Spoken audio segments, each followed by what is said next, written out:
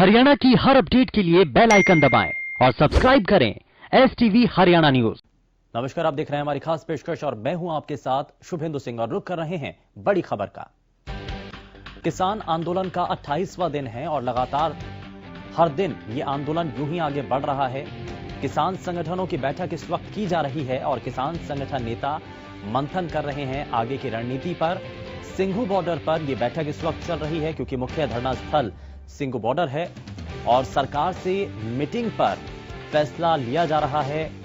बैठक के अंदर इस बात पर चर्चा चल रही है कि सरकार के द्वारा जो प्रस्ताव दिया गया है, क्या इसको लेकर किसान संगठन नेता आगे कदम उठाएं, क्या रणनीति होनी चाहिए।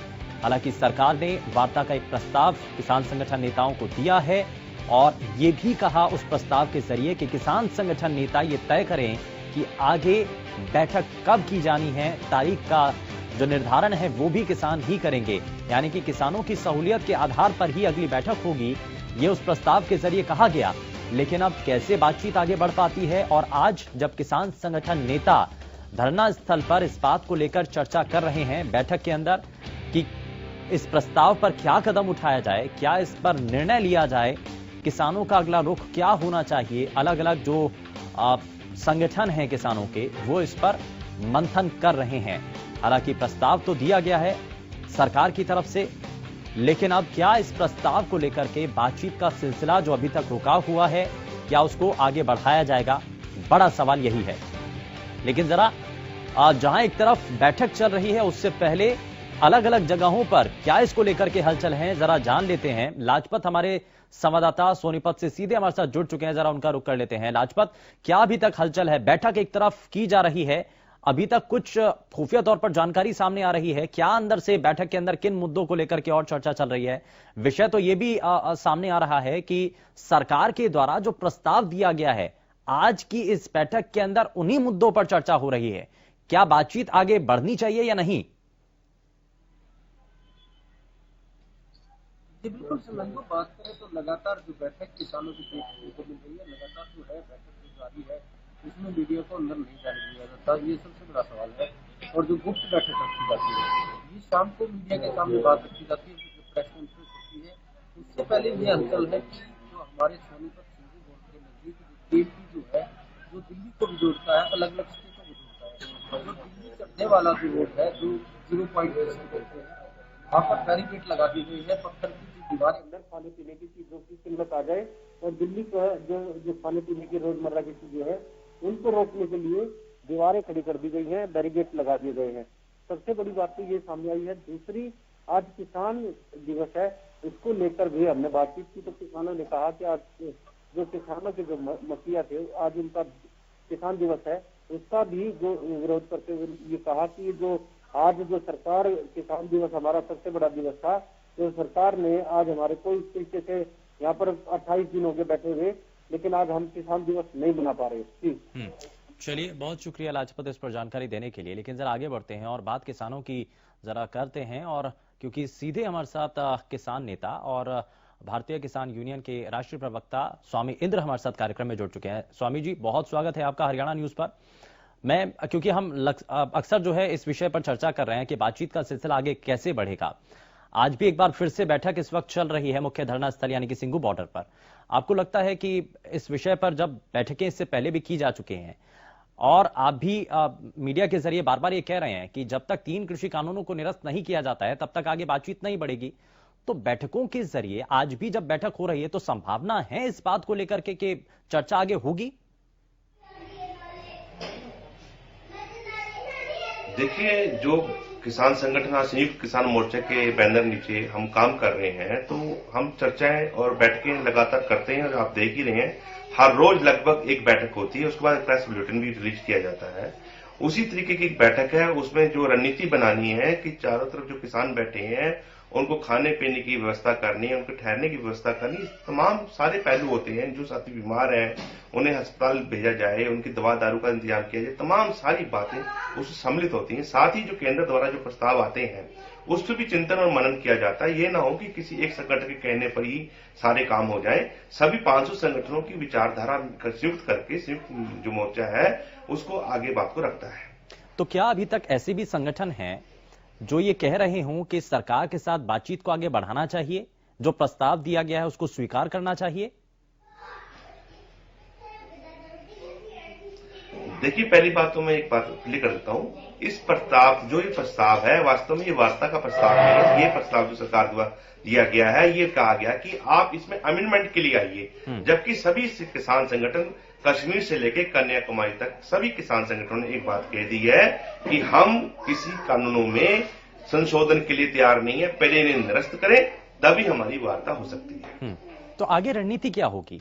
लगातार ये तो साफ किया जा रहा है कि 3 कृषि कानूनों को निरस्त किया जाए, लेकिन सरकार की तरफ से जो प्रस्ताव है वो तो संशोधन का है। तो बातचीत अब आगे कैसे बढ़ेगी? क्या इस पर विचार होगा, या फिर यह मान लिया जाए कि अब बातचीत का जो सिलसिला अभी तक रुका हुआ है, आगे भी कोई संभावना नहीं है? हमारी तरफ से कोई प्रस्ताव, बातचीत का जो प्रस्ताव रुका नहीं हुआ है। किसान संगठन देश हित में, राष्ट्र हित में जो है वार्ता के लिए राजी है, पर सरकार पहले अपना मन क्लियर करे कि क्या उन्होंने किसानों की बात माननी है कि कॉर्पोरेट सेक्टर की बात माननी है। अब तक का उनका जो रुझान आ रहा है सरकार का, वो यही नजर आ रहा है कि सरकारें कॉर्पोरेट अदारों के नीचे दबाव में आकर काम कर रही है, ना कि राष्ट्र हित में काम कर रही है। स्वामी जी, इसमें अब जो सरकार की तरफ से भी प्रस्ताव दिया गया, क्या इसका लिखित तौर पर जवाब किसान संगठन नेताओं की तरफ से भी दिए जाने की तैयारी है? क्या बताया जाएगा कि 3 कृषि कानूनों को निरस्त किया जाए, वही एक मुख्य आधार है? इस बारे में भी लिख करके कुछ बताया जाएगा सरकार को भी? शुभंतु जी, जब 5वीं वार्ता थी तब हमने लिख के सरकार को अपना जो था प्रस्ताव दे दिया था, उसमें बता दिया गया था कि ये बिंदु है, इस कारण जो है आपका जो कृषि कानून जो है 3 जो लेके आए हो, और ये किसानों को पसंद नहीं है, इसलिए आप इसको निरस्त करें। दूसरी बात यह है कि इस बात को लेकर हमारे में कोई संशय नहीं है किसी संगठन के अंदर कि ये कानून जो है किसानों के खिलाफ है, ये डेथ वारंट है। सब इसको भली भांति जानते हैं, भले वो किसान नेता हो, भले वो ग्रामीण स्तर का कोई आम किसान हो, आखिरी गांव का आखिरी छोर का किसान हो, वो इस बात को बेहतर जानता है। आप देख रहे हैं हरियाणा प्रदेश के अंदर अब तो किसान जो खुलकर, बिना किसी संगठन का नाम लिए, सिर्फ किसान खुलकर मुख्यमंत्री के दरवाजे तक पहुंच के उनका विरोध भी कर रहे हैं। तो विरोध का जो सिलसिला है, जिसका आप जिक्र कर रहे हैं कि मुख्यमंत्री का भी विरोध किया गया, हरियाणा के मुख्यमंत्री का, अब ऐसे में सरकार का जो राजनीतिक दल, जो विधायक समर्थन कर रहे हैं, उनका भी घेराव आज से शुरू किया गया आपके द्वारा। आपको लग रहा है कि इसका असर पड़ेगा? आज रतिया के अंदर भाई मनदीप नथवान जी के अध्यक्षता के अंदर पूरे हरियाणा के 17 संगठन मिलकर आज वहां पे जो वहां के लोकल एमएलए हैं उनका विरोध किया जाएगा। उनको प्रस्ताव दिया जाएगा किसानों की तरफ से कि आप इस सरकार का साथ छोड़ें।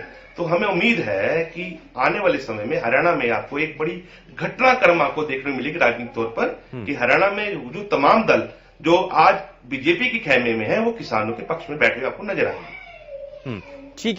ठीक है स्वामी जी, आप हमारे साथ बने रहिए। हम चाहते हैं कि कुछ देर आप हमारे साथ और बने रहें। और इस बीच हमारे साथ भारतीय जनता पार्टी से प्रवक्ता विजेंद्र नेहरा कार्यक्रम में जुड़ चुके हैं। विजेंद्र जी, बहुत स्वागत है आपका हरियाणा न्यूज पर। धन्यवाद सुरेंद्र जी। विजेंद्र जी, मैं जरा सबसे पहले आपसे यही सवाल करना चाह रहा हूं कि एक तरफ बातचीत का सिलसिला जो रुका हुआ है, उसको आगे बढ़ाने के लिए किसान संगठन नेता ये कहते हैं कि प्रस्ताव आपने ऐसा दिया ही नहीं जिस पर चर्चा की जाए, जिसको लेकर के बातचीत आगे बढ़ पाए। एक सवाल ये, और दूसरा साथ ही साथ ये भी सवाल कि आज जब सरकार, क्योंकि गठबंधन में है, जो बीजेपी का समर्थन कर रहे हैं राजनीतिक दल, उनका भी, उन विधायकों का भी और उन दलों का भी घेराव किया जा रहा है, इसको लेकर के क्या कहना है? सुरेंद्र जी, देखिए, सरकार के प्रस्ताव की जहां तक बात है, जो भी बिंदुवार जो किसान भाई हैं, जो किसान संगठन है, उन्होंने जो जिन बिंदुओं पे उनको आपत्ति थी, दिक्कत थी, परेशानी थी, उनमें संशोधन का प्रस्ताव सरकार पहले ही भेज चुकी है। और अब फिर से बातचीत का एक न्योता किसान भाइयों को दिया है कि उन संशोधन के अलावा भी अगर आपके और भी कुछ संशोधन है, आपके कुछ सुझाव है, तो आप उनको भेजिए। आप सबका स्वागत है, आप बातचीत करिए। क्योंकि देखिए, इस समस्या का जो समाधान है, किसी भी समस्या का समाधान शुभेंदु जी बातचीत से निकलता है। और देखिए, देश के अंदर शुभेंदु जी 600 से अधिक किसान संगठन काम करते हैं। अधिकतर किसान संगठन इन कृषि कानूनों के समर्थन में है, इनके पक्ष में है। माननीय केंद्रीय कृषि मंत्री नरेंद्र तोमर जी से और प्रधानमंत्री नरेंद्र मोदी जी से मिलकर लोग धन्यवाद, किसान संगठन धन्यवाद कर रहे हैं। कुछ किसान लेकिन- संगठन विरोध लेकिन में भी विजेंद्र है जी, और जो विरोध विजेंद्र में है, जी, सुरेंद्र जी सुनिए, हाँ। सुरेंद्र जी जो विरोध में है हम उनका भी बात सुन रहे हैं, लेकिन जो समर्थन में है हमें उनकी भी बात सुननी है। हाँ। जिसको मंडी का एमएसपी का लाभ लेना है वो पुराने सिस्टम से जाए, जिसको नए सिस्टम का लाभ लेना है वो मंडी से बाहर एमएसपी से अधिक लेकिन जो देखना धरना चाहे तो स्थल बाहर पर देखे। किसान जो धरना स्थल पर किसान इस वक्त मौजूद हैं, अलग अलग संगठन जो हैं, वो तो ये कह रहे हैं कि जो सरकार से मिलकर के आ रहे हैं वो किसान नेता है ही नहीं। अब अगर ये ऐसे तो कुछ लोग ये भी कह रहे हैं कि अब ये तो सुरेंद्र जी वही बात होगी ना, कुछ लोग कह रहे हैं कांग्रेस के जो अपने लोग हैं वो धरने पे बैठे हैं। ऐसे इस तरह की बातों का कोई समाधान नहीं होता। जो सरकार से मिलके आ रहे हैं वो भी किसान है, वो भी किसान संगठन है, और ये जो धरने पे बैठे हैं ये भी किसान और ये भी किसान संगठन है। तो इसमें ऐसा नहीं हो सकता कि जो सरकार से मिल रहा है वो तो सरकार। अब मैं कल एक डिबेट में था, वहां पे वो कह रहे थे कि 600 में से 500 किसान संगठन बीजेपी ने रातों रात खड़े कर दिए। अरे भाई आप मुझे बताइए, क्या 500 किसान संगठन पूरे देश के अंदर भाजपा खड़ी कर सकती है? भाजपा का अपना एक किसान मोर्चे का संगठन है जो चलता है पूरे देश भर के अंदर। बाकी जो किसान संगठन वर्षों से काम कर रहे हैं, आप मुझे बताइए प्रगतिशील जो किसान है, जो एफपीओ बना के खेती करते हैं, जो डायरेक्ट मार्केटिंग करते हैं, उन किसानों को जबरदस्त लाभ है इन कृषि कानूनों से। 95% जो किसान पुराने सिस्टम में जाना चाहते हैं वो जाए ना, जो लोग नए लाभ लेना चाहते हैं उनका लाभ लेने दें। अगर मैं शुभेंदु जी एक सवाल आपसे करता हूँ, अगर इनके अनुसार अगर रद्द होते हैं तीनों कृषि कानून, तो विकल्प इनके पास क्या बचेगा? मंडी, एमएसपी, वो तो आज भी है। तो ये पुराने सिस्टम से जाए, किसने रोका है इनको? कोई जबरदस्ती थोड़ी है। ठीक है, जरा जवाब ले लेते हैं विजेंद्र जी, जवाब ले लेते हैं। हमारे साथ भारतीय किसान यूनियन के राष्ट्रीय प्रवक्ता स्वामींद्र भी हमारे साथ लगातार कार्यक्रम में बने हुए हैं। स्वामी जी, आपने बात सुनी है संगठनों को लेकर के, जो आप कह रहे हैं कि कुछ ऐसे संगठन जो किसान सरकार से मिलकर के आए वो तो किसान नेता ही नहीं है, तो उस पर तो उनका कहना है कि बहुत सारी ऐसी किसान संगठन है जो कि ये स्वीकार रहे हैं कि ये सुधार के कानून है। मैं विजेंद्र भाई से एक विनम्र बात पूछना चाहता हूं। जब से कृषि कानून लागू हो गए हैं, पहले अध्यादेश थे, आज ये जो सितंबर से लागू हो गए हैं, मुझे एक उदाहरण दीजिए भारत भर के अंदर, पूरे भारत का, हरियाणा नहीं पूरे भारत का, कि किसानों को इन कानून का लाभ हुआ हो। आप जैसे किसान गन्ना की खेती करता है वो कॉन्ट्रैक्ट फार्मिंग के अधीन करता है, क्या किसानों को अभी तक आपने एमएसपी उनका घोषित कर दिया है? तो बता दीजिए। यानी नहीं किया है, यानी किसान ठीक है, जरा जवाब ले लेते हैं, जवाब ले लेते हैं, जरा जवाब ले लेते हैं विजेंद्र जी, इस पर जवाब दीजिए। शुभेंदु जी बताता हूँ जी। शुभेंदु जी देखिए, मैं बताना चाहूंगा इनको कि 7 से 8 महीने हो चुके हैं, इनका पहले विधेयक थे, कानून बन चुके हैं, और उसके बाद में कानून बनने के बाद में भी जैसे पहले मंडियां चलती थी, जैसे पहले एमएसपी पे खरीद होती थी, यथावत उसी स्थिति में एमएसपी भी चली हुई है, मंडी भी चली हुई है। और रबी की जो फसलें हैं उन पे एमएसपी बढ़ा के फसल की लागत का 1.5 गुना हमारी सरकार ने घोषणा कर भी दी है। चाहे वो गेहूं की फसल है, चाहे वो चना की फसल है, चाहे वो सरसों की फसल है, उन सभी पे हमने एमएसपी बढ़ा के घोषणा कर दी है। पहले होती थी। दूसरा, गन्ने का क्या रेट है? सुनिए, गन्ना भी तो फसल गन्ने है। का हरियाणा प्रदेश के गन्ना भी अंदर, तो देखिए मैं हरियाणा प्रदेश से आता हूँ, 350 रुपए का सर्वाधिक पूरे देश के अंदर अगर रेट कोई दे रहा है तो हरियाणा प्रदेश दे रहा है। 11 से 12 फसलों को एमएसपी पे अगर कोई खरीद रहा है तो हरियाणा प्रदेश खरीद रहा है। दे नहीं रहा है। हरियाणा प्रदेश के अंदर किसानों को हर तरह की सुविधा मिलती है। और मैं आपको जब से कानून लागू हुए, कानून लगने के बाद आपके दूसरे सवाल का मैं जवाब दे देता हूँ कि आप बताइए। अरे सुनिए, क्या कह रहे हैं, क्या कह रहे हैं? नहीं ठीक है विजेंद्र जी, गन्ने का रेट है जो नया रेट तय हुआ है, ये नया रेट तय हुआ है कानून लागू होने के बाद। 350 रुपए का रेट मैं आपको बता रहा हूँ, हरियाणा प्रदेश के अंदर जो गन्ने का सर्वाधिक पूरे देश के अंदर है, भैया उसमें अभी हमने 10 रुपए बढ़ाए हैं, 340 रुपए था। अपने जो होमवर्क को जरा दुरुस्त कर लीजिए। दूसरी बात, गन्ने का किसान को आप पूरा जवाब तो सुनिए, ठीक है, जरा जवाब ले लेते हैं, आप पूरा जवाब सुन लीजिए। आपने विजेंद्र बोला था कि कृषि कानूनों के बाद में किसको फायदा हुआ है, तो मेरा गांव सागरपुर, मैं भी एक छोटा सा किसान हूँ, फरीदाबाद जिले में मेरा गांव आता है, और मेरे गांव में और मेरे आसपास सारे गांवों में कहीं केसर की खेती होती है, कहीं फूलों की और फलों की और सब्जियों की खेती होती है। मेरे फतेहपुर बिल्लोच गांव के अंदर 600 से 800 एकड़ के अंदर फूलों की खेती होती है। वो डायरेक्ट मार्केटिंग करने के लिए पहले जाते थे दिल्ली के अंदर, 10% मार्केटिंग फूलों का क्या रेट है बता दीजिए। फूल का क्या रेट है बता दीजिए। अरे सुन लीजिए, आप यहाँ केबीसी खेल रहे हैं क्या? अगर ये खेती है आप केबीसी खेल रहे हैं क्या? यहाँ पे मैं किसान का बेटा हूँ, किसान हूँ, हर चीज की जानकारी है मुझे। क्या बात कर रहे हैं आप? केबीसी खेल रहे हैं बेट में? आप मुद्दों की बात करिए। अरे आप मुद्दों की बात करिए ना। आप अच्छा ठीक है स्वामी जी, बताइए, आप रास्ता रोक के बैठे हुए हैं। ठीक है विजेंद्र जी, आप खेती बता रहे हैं, ठीक है सुनिए ना, मैं आपको बता रहा हूँ 10% की मार्केट फीस जो फूल के जो किसान थे उनके दिल्ली में लगती थी, वो जीरो कर दी हमारी सरकार ने। अच्छा, इसमें एक चीज मैं विजेंद्र जी जरा एक मिनट, मैं स्वामी जी आपसे ये पूछना चाह रहा हूं कि अब इस कानून के बाद, जब जिस बात को लेकर के आप आशंका जता रहे हैं कि मंडियां खत्म हो जाएंगी, ऐसी कितनी मंडियां हैं स्वामी जी कि जो अभी तक इस कानून के आने के बाद, क्योंकि एक बार तो खरीद भी हो चुकी है फसलों की, तो क्या कितनी ऐसी मंडियां हैं जो कि एपीएमसी की बंद हो चुकी हैं या खत्म हो चुकी हैं, जिस बात की आप आशंका जता रहे हैं? देखिए, अभी ये कानून आए हैं और किसान जब 5 जून को ये कानून जब अध्यादेश थे तभी से किसान लामबंद हुआ है। और आप देखेंगे हरियाणा की तमाम मंडियां प्रभावित हो गई थी जब ये कानून आया।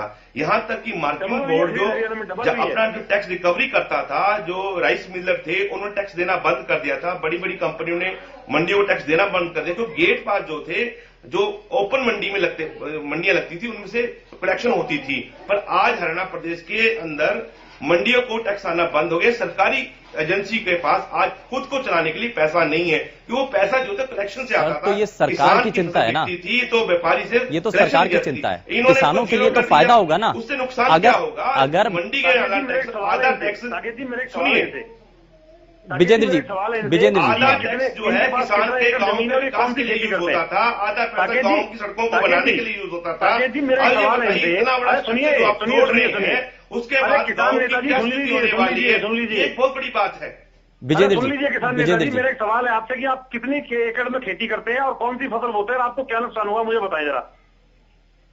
आप कितनी एकड़ में खेती करते हैं, कौन सी फसल बोते हैं, मुझे बताइए क्या नुकसान है आपको बताया, मैं समझाता हूं।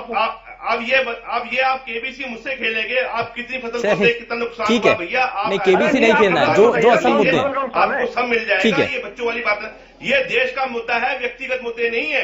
आप व्यक्तिगत आप भी तो व्यक्तिगत बात कर रहे हैं। आपके यहाँ बैठा है दिल्ली के दरवाजे पर, आप किसानों की भावना नहीं समझ रहे। आप कुत्र मुत्र राज को पैदा किए, जो आप किसान संगठन बताते हैं। अच्छा स्वामी जी, ठीक है विजेंद्र जी, एक मिनट, विजेंद्र नेहरा जी, विजेंद्र जी एक मिनट जरा, एक मिनट।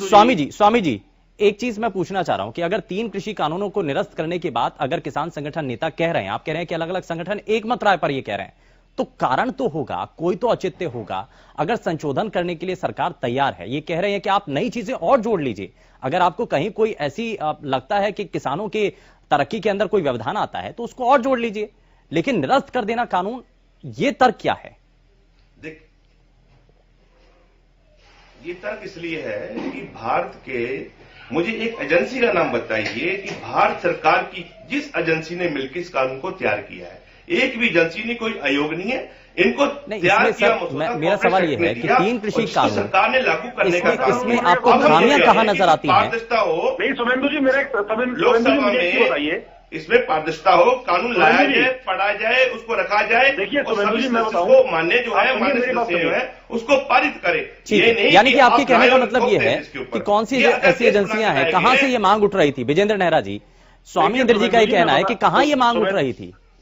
सुमेंदु जी देखिए, मैं बताना चाहूंगा कि सबसे पहले तो 20 से 25-30 साल पहले जो सुधार कृषि के अंदर होने चाहिए थे वो नहीं हुए, और 20-25-30 साल पुरानी नहीं, जो मैं अगर आपको बताऊं, मैं भी किसानों आंदोलन में रहा हूं, तो सबसे पहले हम लोग एक ही मांग करते थे, और देश के चौधरी छोटू राम से लेके चौधरी चरण सिंह से लेके ताऊ देवीलाल तक सबकी एक मांग थी कि किसान को ये अधिकार मिलना चाहिए, जैसे व्यापारी सुई का रेट भी खुद तय करता है, किसान भी अपनी फसल का दाम खुद तय करे। ये पहली बार ऐतिहासिक काम अगर किसी ने किया है तो माननीय प्रधानमंत्री नरेंद्र मोदी जी ने किया है कि आज किसान को अपनी फसल का दाम खुद तय करने का अधिकार दे दिया। तो कौन सी जगह बैठ के किया? जगह का नाम बताइए ना, कौन सी एजेंसी है जिसने इसको परामर्श किया? उस एजेंसी का नाम बताइए। अरे सुनिए भैया, आपके बीच में नहीं बोला मैं, आप क्या बात कर रहे हैं? आप आपके बीच में पहले नहीं बेच सकते थे क्या? आप अपने पहले नहीं बेच सकते थे, पहले नहीं बेच सकते थे क्या? अरे आप अपने नंबर पे बोलना ना, कौन सी नई बात है? पहली बार कौन सी नई बात है? पहले नहीं बेच सकते थे। किसान को अधिकार दिया है कि वो हाँ। देश के किसी भी कोने में, देखिए मेरा नंबर पहले पूरा हो जाए फिर ये इनकी बात सुनूंगा मैं। देश के किसी भी कोने में आज किसान इन तीनों कृषि कानूनों के माध्यम से अपनी फसल को कहीं भी अपने रेट पर बेच सकता है। दूसरा, ये 25-30 साल पहले के सुधार है, कांग्रेस ने भी 2019 के मैनिफेस्टो में रखा हुआ था, उस समय के कृषि मंत्रियों की स्टेटमेंट उठा के पढ़ लीजिए आप। और आप मुझे बताइए कि 92 लाख लोगों से सुझाव लेकर के ये जो अध्यादेश आया और जब तक कानून बनाया उसके दौरान में, चाहे सेमिनार के माध्यम से हो, चाहे ऑनलाइन पोर्टल के माध्यम से हो, विभिन्न देश के जो किसान हैं, जो वर्ग हैं, 92 लाख लोगों के ऐसे सुझाव के साथ में ये किसान को संगठन जो बनाया, जो कृषि कानून बने, और अभी भी सरकार कह रही है कि आप सुझाव दीजिए, हम मानने को तैयार। दूसरा, आप लोकसभा में चर्चा के बाद कानून बनता है, ऐसे थोड़ी है कि उसको हम कोई करते हैं। फिर लोकसभा के जो चुने हुए प्रतिनिधि, ठीक है सर विजेंद्र जी, ठीक है। मैं जरा स्वामी जी से इस पर रिएक्शन लेता हूं, लेकिन उससे पहले कांग्रेस पार्टी से प्रवक्ता खालिद चहलकर जी भी हमारे साथ कार्यक्रम में जुड़ चुके हैं। मैं खालिद जी आपसे रिएक्शन लूंगा, लेकिन उससे पहले जरा स्वामी जी, बार बार ये भी कहा जा रहा है कि कांग्रेस ने भी तो कुछ 2019 के मैनिफेस्टो के अंदर 2010 में भी इसका जिक्र होने लगता है कि कुछ ऐसे ही तो अपना प्रपोजल रखा था, ऐसे ही तो कानून वो भी लेकर के आने वाले थे। तो जब कांग्रेस भी यही करना चाह रही है और मौजूदा वक्त की सरकार ने तो कर ही दिया है, तो फिर अंतर क्या है?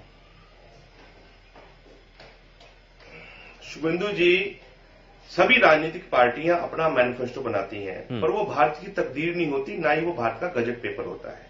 वो एक संभावना व्यक्त की जाती है कि हम ऐसा करेंगे, हो सकता है वो कर ना पाए, कुछ सत्ता में नहीं आते, कौन कर पाता है। आज जो सरकार है, चुनी हुई प्रतिनिधियों की सरकार है, लोगों ने कुछ वोट दिया है, मैंडेट दिया है, सरकार का फर्ज बनता था पारदर्शिता रखे, इस पे एक आयोग बनता है, कमेटी बनती, कमेटी सिफारिश करती, सिफारिश के अंदर लोग होते।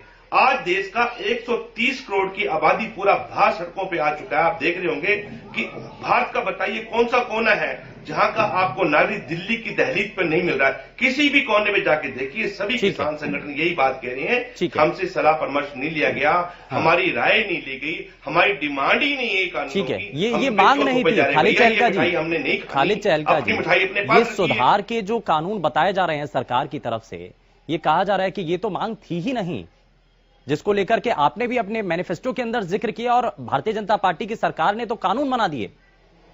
मैनिफेस्टो की आप बात छोड़ दीजिए सुरेंद्र जी, मैनिफेस्टो की बात छोड़ दीजिए। क्यों? मैनिफेस्टो में था नहीं?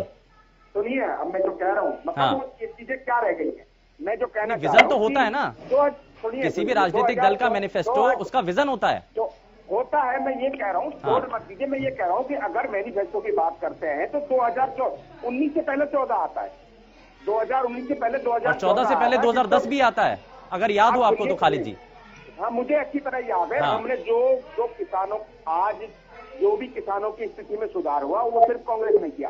भाजपा क्या कर रही है? भाजपा इस देश के पूरे किसानों की जमीन पर इनको जिद है कि किसान की जमीन पे प्राइवेटाइजेशन करवाएंगे ही, मंडी से बाहर बिकवाएंगे ही। इनकी ये जिद है, कि किसान को किसी भी सूरत में खेती से बाहर करना है। भाजपा की ये जिद है।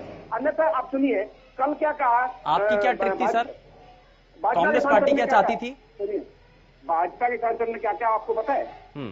बिदोड़ी जी है दिल्ली से, उन्होंने क्या कहा है आपको पता है? उन्होंने ये कहा है कि जो लोग इस देश में प्रदर्शन कर रहे हैं वो किसान नहीं है। उन्होंने बहुत गंदा लफ्ज यूज किया है, उन्होंने कहा कि वो बड़वे हैं। ये सब उन्होंने यूज किया किसानों के लिए। आप समझ सकते हैं? सर, आप इस तरीके की लैंग्वेज का इस्तेमाल ना करें प्लीज। नहीं, मैं करना नहीं चाह रहा था, लेकिन भाजपा का सांसद माइक से पब्लिक में ये कहता है वो किसानों के प्रति कितनी सजग है, कितना उनका सम्मान करती है, ये उनकी बातों से पता लगता है। ये सांसद के शब्द हैं, ये विरोधी सांसद जो दिल्ली से हैं उनके शब्द हैं ये। तो ये किसान और कानून किसको चाहिए? कानून किसको चाहिए? किसान को ना, किसान के लिए बना रहे हैं, और उनको चोरी से बनाने की क्या जरूरत थी? अगर किसान को कानून बनाने, मैं जरा रिएक्शन लेता हूं विजेंद्र जी। बार बार यही बात उठ रही है कि कानूनों की जरूरत कहां थी, किसान के लिए आखिर गुंजाइश कहां थी, कहां चाह रहे थे, कौन से किसान ये चाह रहे थे जो इन कानूनों को बना दिया गया? मेरे ख्याल से कांग्रेस के प्रवक्ता बिना तैयारी के डिबेट में आते हैं।